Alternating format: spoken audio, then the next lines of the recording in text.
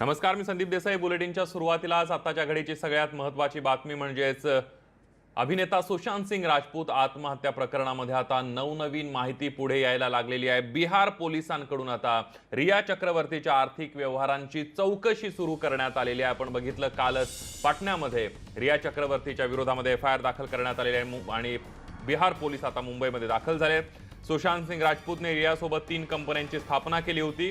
रिया आणि तिचा भाऊ या कंपन्यांचे संचालक आहेत आणि या सगळ्यामध्ये आता आर्थिक ज्या घडामोडी आहेत यांची सुद्धा चौकशी होणार आहे. कारण बिहार पोलिसांकडून आता रिया चक्रवर्तीच्या आर्थिक व्यवहारांची चौकशी सुरू करण्यात आलेली आहे.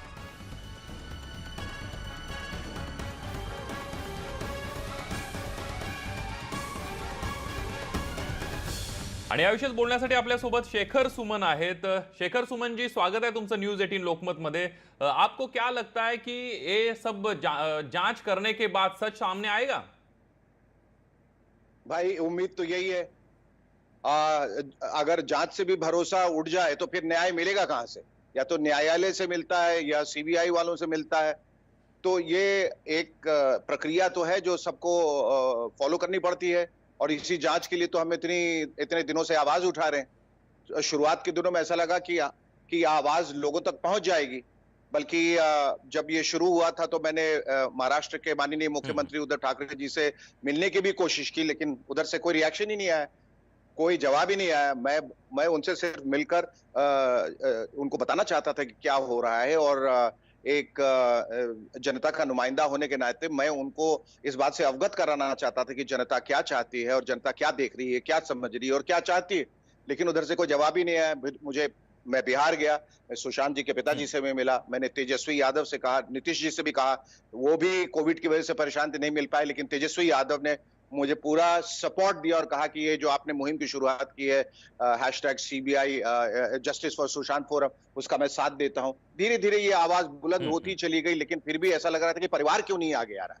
लेकिन फिर हमने सोचा कि ये परिवार की का निजी मामला है, उनसे कुछ भी अपेक्षा करना या उनको किसी दबाव में डालना गलत होगा। लेकिन वो आखिरकार आए, एफआईआर दर्ज हुआ और अब ये जो इंक्वायरी है जो सही दिशा में जा रही है, हम उम्मीद करते हैं न्याय की खातिर और ईश्वर की खातिर की ये सही जगह और सही दिशा पहुंचे। जी बिल्कुल शेखर सुमन जी, आप सब पूरे देश में चर्चा हो रही है कि पहले दिन से सुशांत सिंह राजपूत का सुसाइड और उसके बाद जो चर्चा है और सोशल मीडिया पे नेपोटिज्म, ये सब पे चर्चा हो रही है। शुरू से लेकर अब तक जो चल रहा है उसके बारे में आप क्या सोचते हैं? बहुत ज्यादा मतलब ये बिखर गया है, एक दिशा में जाना चाहिए था। बहुत सारे लोग इसमें जुड़ गए और कुछ लोग जो है अपने एजेंडा को लेके भी जुड़ गए, वो सब गलत हो गया। मतलब अब सवाल ये होता है कि अगर कोई सही भी अब कहने कुछ जा रहा है तो लोग कहते हैं कि इसका कहीं एजेंडा ना हो, अगर नहीं कह रहा है तो कह रहे हैं कायर है, बोलता क्यों नहीं। तो जाए कहां, बोले या ना बोले, खुद भी नहीं करना है, दूसरे को भी नहीं करने देना। लेकिन देखिए दुनिया हमेशा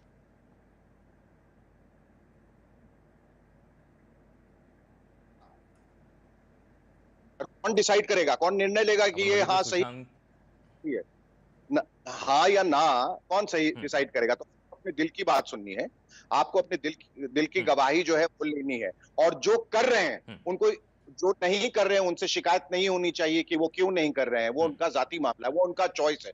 और जो नहीं कर रहे हैं वो खामखा ये ना बोले कि जो कर रहा है वो क्यों कर रहा है। दोनों अलग अलग है ना, ये तो हमारे चॉइसेस है। जो करना चाहता है वो करे, जो ना करना चाहता वो ना करे। अब कोई भी उठ के आ जा रहा है, वो क्यों कर रहे हैं, उसकी आत्मा को शांति के लिए उसको छोड़ देना चाहिए। क्यों छोड़ देना चाहिए? अगर हमें दिख रहा है कि वो खून है तो आवाज तो उठानी पड़ेगी, न्याय तो मांगना पड़ेगा। तो इसलिए ये आवाजें उठ रही हैं, क्योंकि अब पुलिस सक्षम होती है, मुंबई पुलिस भी सक्षम है, लेकिन पुलिस जो है वो भगवान के अवतार तो नहीं है ना, उनसे भी गलतियां होती हैं। तो जो लोग हैं, जैसे डॉक्टर्स हैं, वो भगवान, वो मसीहा माने जाते हैं, खुदा का दूसरा रूप, लेकिन वो भी करप्शन में फंसते हैं, वो भी ऑर्गन सेलिंग में फंसते हैं, वो भी गलत कामों में फंसते हैं, भ्रष्टाचार में फंसते हैं। एक इंजीनियर जो है पुल बनाता है, पुल गिर जाता है। बिल्कुल शेखर सुमन जी, आपने बोलते समय बताया कि फैमिली आगे नहीं आ रही थी। कल पटना में एफआईआर दर्ज हुआ और आज ही दूसरे ही दिन बिहार पुलिस मुंबई में आई है। ऐसा कुछ लगता है कि बिहार में अभी चुनाव होने वाले हैं इसी वजह से ये थोड़ा सा अलग मोड़ पे जा रहा है? देखिए, जिस मोड़ पे भी जाए, हमें मतलब है सीबीआई इंक्वायरी से। अगर कोई झूठा झंडा लेके भी खड़ा हो जाता है, राष्ट्रभक्ति का नारा लगाता है, तो कम से कम बिल्कुल। हमारा झंडा तो ऊपर हो रहा है, कम से कम हमारा देश का नाम तो ऊपर हो रहा है, भले ही वो झूठा इंसान हो, झूठा राष्ट्रभक्त हो। इसीलिए मतलब ये पॉलिटिक्स के नाम पे हो, किसी और नाम पे हो, कोई किसी का एजेंडा हो, कोई अपना काम सुलझाना चाह रहा हो, सीबीआई इंक्वायरी से मतलब हो, वो कैसे भी हो जाए। तो ये पॉलिटिसाइज तो होगा। ऐसा कौन सा मुद्दा है हमारे देश में जो पॉलिटिसाइज नहीं होगा, बताइए, जिसको नेताओं ने छोड़ा है? कोई कसर नहीं छोड़ते, उनको तो मौका चाहिए, इस पे चढ़ जाएंगे, कहेंगे देखो हमने करवाया है, अब हमें वोट दो। ये वोट का मामला नहीं, ये दिल का मामला है, कौन समझाए इनको? खैर, तो मैंने कहा कि जो जिस मकसद से भी कर रहा उनको करने दिया जाए। बिल्कुल। हमारी सब हाथ छोड़ के सरकार से विनती है, प्रधानमंत्री से विनती है, होम मिनिस्टर से विनती है, सबसे विनती है, जनता की तरफ से। मैंने कहा जनता के नुमाइंदा होने के खातिर हम थोड़ी एक छोटी सी आवाज सही, लेकिन हम आवाज तो उठा सकते हैं। ये तो जनता का, ये तो डेमोक्रेटिक राइट है, और हम सिर्फ इतना ही गुजारिश कर रहे हैं कि इसको सीबीआई इंक्वायरी देख रही है, क्योंकि लाखों करोड़ों लोग गलत नहीं हो सकते। हम आप गलत हो सकते हैं, मैं गलत हो सकता हूं, वो गलत नहीं हो सकते, जनता कभी गलत नहीं हो सकती।